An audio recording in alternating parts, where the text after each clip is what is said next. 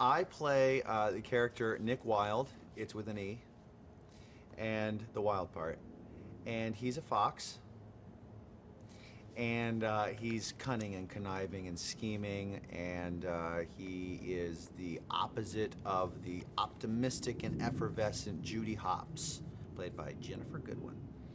And together, we're trying to crack a mystery. We're trying to find a missing otter.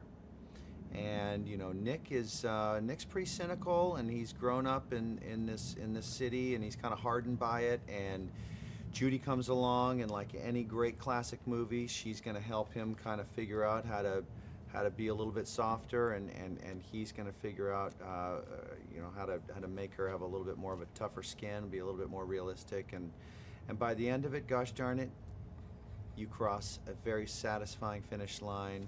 You've learned a lesson. You've laughed your nards off. We could say that. Sure. And you're shaking your head. You can't believe Disney did it again. I mean, truly, it sounds like I'm being sarcastic, Nick Wilde, but I'm really, really proud to be a part of this film. It's these films don't need to be as good as they are, and Disney and Pixar are just incredible the way they just always hit it.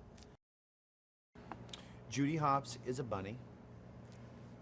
Hopps. And she is an aspiring police officer.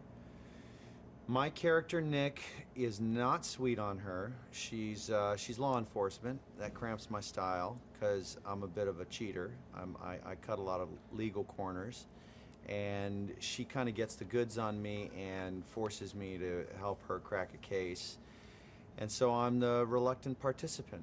And I, of course, learn to enjoy the process and her, and we start not getting along, we end up getting along. These are kind of boilerplate things that you've got to hit in any great classic movie, but fortunately with Disney, they know how to do it in a way where it kind of sneaks up on you, and you're laughing all the way through it.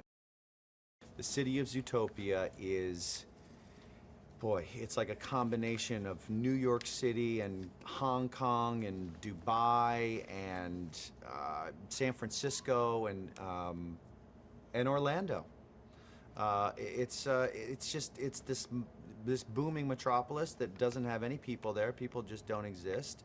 It's just nothing but animals, all different kinds, colors, heights, widths, and clothes. They all wear clothes.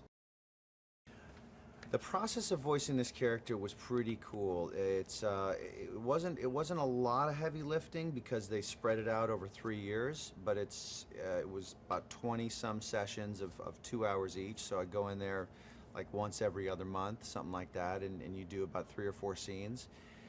You read each scene from top to bottom a couple of times. They record that, and then you go back to the top of it and you record each line about 6 different ways. So you kind of do it individually, you know, what they call singles.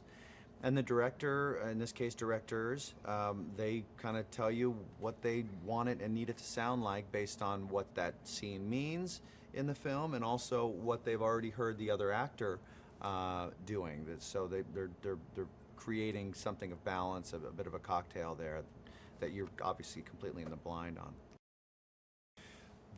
My 9-year-old reacted very well to hearing my voice in the movie. The 4-year-old tends to be less kind, so I'm going to go with my knees a bit bent when I show her the film for the matinees. You know, she can't see the evening ones. She gets even nastier. So I'll take her when it comes out, and the 9-year-old gave it very, very high marks. I think Zootopia is a real safe bet to go see because you're going to see a movie at the level that Disney pumps out, which is tip-top. But you're also, you know, you're not going to go, if you're like me, sometimes you go to these animated films knowing you're going to get a nice hour-and-a-half nap. You just kind of like drape an arm over the kid so the kid doesn't get kidnapped, and then you just doze off for an hour-and-a-half.